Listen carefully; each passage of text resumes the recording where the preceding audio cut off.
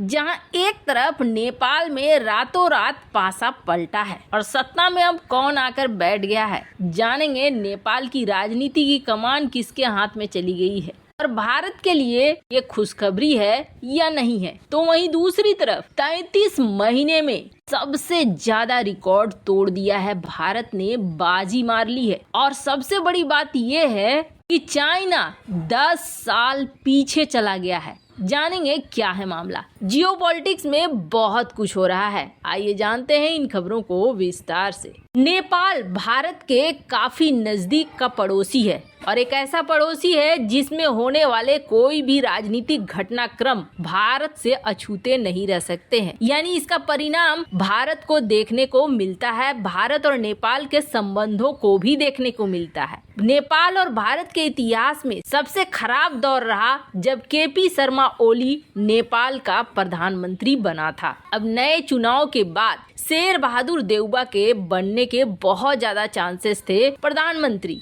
और ऐसा लग रहा था जैसे यही बनेंगे। नेपाल की राष्ट्रपति विद्या देवी भंडारी ने उन्हें टाइमलाइन दिया कि किसी हाल में एक तय सीमा के भीतर प्रधानमंत्री के नाम की घोषणा करें। और बात ये हो रही थी कि शेर बहादुर देउबा और पुष्प कमल दहल प्रचंड इन दोनों ने गठबंधन बनाए हुए थे और इस गठबंधन के आधार पर शेर बहादुर देउबा को देखा जा रहा था कि ये बनेंगे प्रधानमंत्री। पर अचानक से जब मीटिंग होने लगी तो जीती हुई बाजी हार गए शेर बहादुर देउबा। नेपाल की राजनीति में आज का दिन बेहद यादगार बन गया है। चुनाव परिणाम के बाद से रविवार सुबह तक शेर बहादुर देउबा के पीएम बनने के दावे किए जाते रहे। नेपाली कांग्रेस और माओवादी सेंटर के बीच बैठक भी हो रही थी, लेकिन अचानक से मीटिंग छोड़कर पुष्प कमल दहल प्रचंड बाहर निकल गए। इसके बाद उन्होंने गठबंधन से बाहर निकलने का ऐलान ही कर दिया और कुछ ही समय बाद पीएम बनने की दावेदारी भी ठोक दी।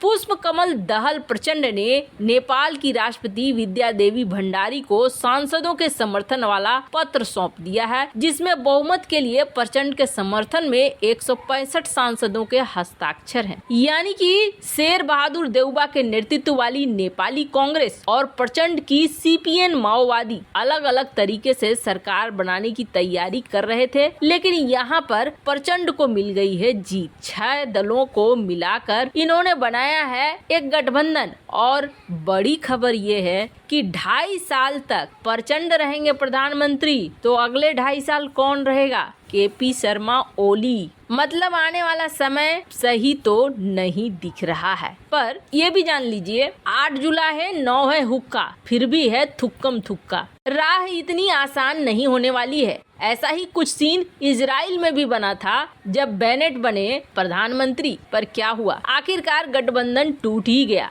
यहाँ तो 6-6 हैं, पर हाँ, इसके पीछे चीन की कुछ साजिश जरूर नजर आ रही है। भारत को यहाँ अलर्ट रहने की जरूरत होगी। जहाँ एक तरफ नेपाल में ये रातों रात खेल हो गया, तो वहीं दूसरी तरफ भारत के लिए एक बहुत बड़ी खुशखबरी है। ऐसी खुशखबरी जिसकी कल्पना कभी भी नहीं किया गया था इन 6 सालों से पहले। नई सरकार आने के बाद ये बहुत बड़ी सच्चाई है। एक उम्मीद सी जगी और अब लगता है कि हाँ, हम आगे निकल रहे हैं। दुनिया की 5वीं अर्थव्यवस्था हम बन चुके हैं, तीसरे की तरफ आगे बढ़ रहे हैं। कई एक्सपर्ट तो ये कह रहे हैं कि जल्द ही वो दिन आएगा जब हम टॉप 2 में नजर आएंगे। आज से 2 साल पहले चाइना ने भारत का ये कहकर मजाक उड़ाया था कि भारत मैन्युफैक्चरिंग हब बनना चाहता है, चाइना की बराबरी करना चाहता है, लेकिन ऐसा संभव नहीं है। बात भी सही है। चाइना को अगर आप देखते तो चाइना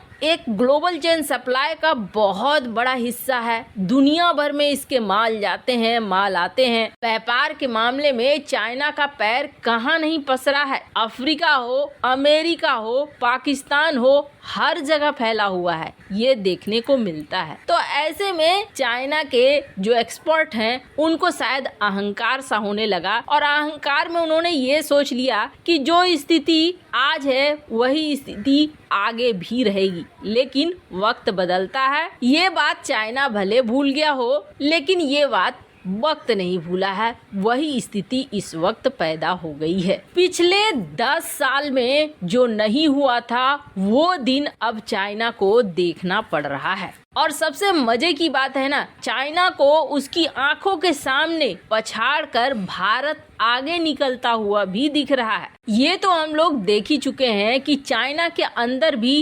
राजनीतिक अस्थिरता तो है ही, प्लस जो चाइना ने लॉकडाउन वगैरह लगाना शुरू किया उससे दुनिया भर से इसके व्यापारिक रिश्ते भी कटने शुरू हो गए। यूरोपीय देश हों या फिर पश्चिमी देश हों, जिन्होंने इनके साथ व्यापार किया वो अब तुरंत से तो इन्हें छोड़ नहीं सकते हैं, क्योंकि एक प्रॉपर पूरा चैनल बन चुका है और इस चैनल को छोड़ना आसान नहीं है। लेकिन इन देशों ने अब चाइना +1 की पद्धति पर काम करना शुरू कर दिया, यानी चीन और चीन के साथ किसी एक और देश को साथ लेकर चलना है। जब किसी एक और देश की बात आई तो बात आई वियतनाम की या भारत की। तो ऐसा देखा जा रहा है कि वियतनाम को भी प्रॉफिट मिल रहा है और भारत को भी प्रॉफिट मिल रहा है। भारत में भी कई चीनी कंपनियां अब आ रही हैं। बहुत सारी ऐसी कंपनियां जो पहले चीन में थी वो निकलकर भारत में आ रही हैं। ये साफ तौर पर देखने को मिला। पर क्या चाइना का बिजनेस लेवल उसी तरीके का रह गया है?